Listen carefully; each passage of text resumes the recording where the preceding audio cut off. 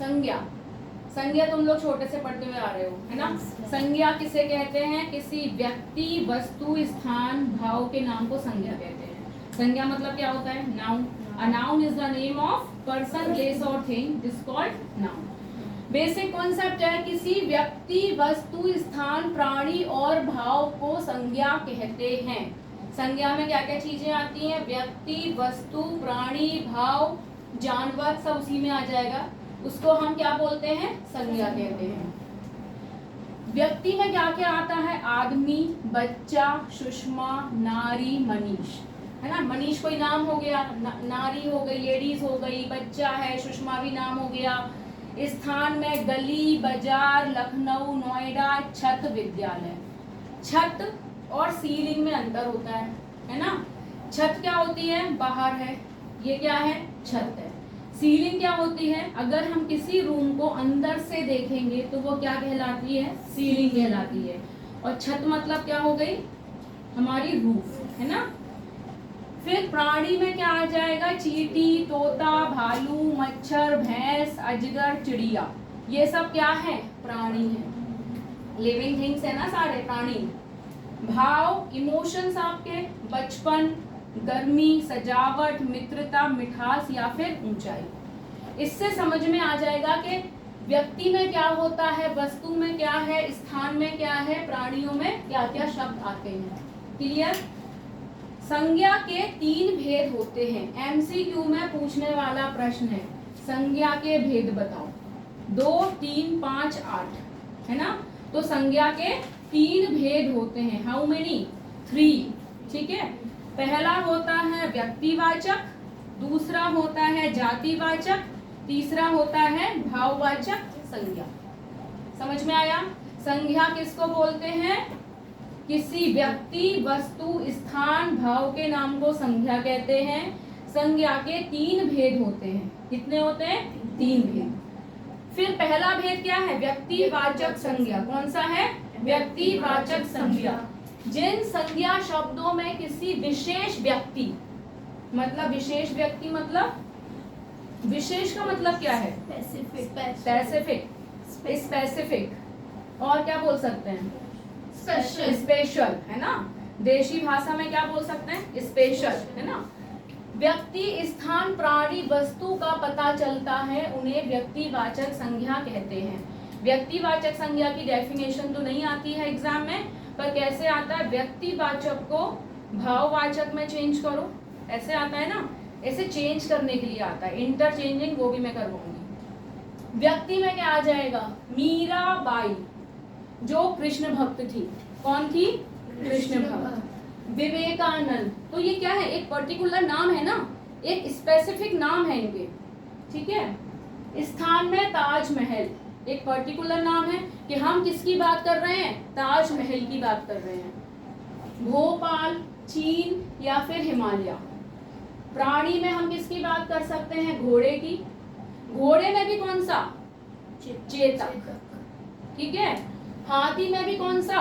ऐरावत हाथी, जो इंद्र का हाथी था, है ना। सुना तो होगा हाथी घोड़े के बारे में। वस्तुओं में क्या आ सकता है? रामायण, महाभारत, ये हमारे क्या है? ग्रंथ हैं, ठीक है। तो जब हम किसी पर्टिकुलर थिंग्स की बात करते हैं, पर्टिकुलर नेम की बात करते हैं, ऐसी शब्दों को हम क्या कहते हैं? व्यक्तिवाचक संज्ञा कहते हैं। क्लियर हुआ इतना? उसके बाद सेकंड आता है जातिवाचक। क्या आता है? जातिवाचक संज्ञा। जाति मतलब क्या हो गया? उसका पूरा ग्रुप, कॉमन पूरा ग्रुप हो गया उसका। हम घोड़े की बात कर रहे हैं, हम किसी पर्टिकुलर क्लास की बात कर रहे हैं कि आज पूरी 7th क्लास बैठी है, तो जाति हो गई ना पूरी। कक्षा 7वीं की, कक्षा 9वीं की, कक्षा 5वीं की, ठीक है। समूह, जिन संज्ञा शब्दों में व्यक्ति, वस्तु, स्थान, प्राणी आदि की पूरी जाति का पता चलता है। आज मैंने कहा पूरी कक्षा 7वीं बैठेगी, तो पूरी मतलब चाहे सेक्शन ए हो, बी हो, सी हो, सारे सेक्शन बैठेंगे, तो पूरी क्या हो गई? उसकी जाति हो गई, ठीक है। उन्हें जातिवाचक संज्ञा कहते हैं। अब वस्तु में क्या आ जाएगा? पुस्तक। पुस्तक में कोई भी हो सकती है। अगर मैं बुक की बात कर रही हूँ तो जब तक मैं स्पेसिफाई ना करूं कि ये हिंदी बुक है, ये मैथ्स बुक है, तब तक नहीं होगा। अगर मैंने कहा स्टूडेंट्स तो मतलब कोई भी हो सकते हैं, चाहे वो 6 के हो, चाहे 7th के हो, चाहे 9th के, 10th के, 11th या फिर 12th के। स्टूडेंट मतलब स्टूडेंट, ठीक है। फिर मैंने बोला कॉपी, कार, मेज, टेबल, पेड़, कोई भी पेड़।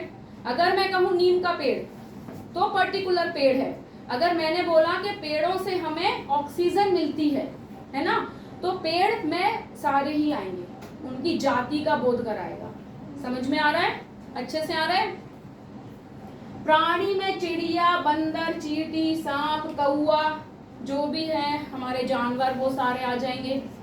मैंने बोला हाथी आ रहा है।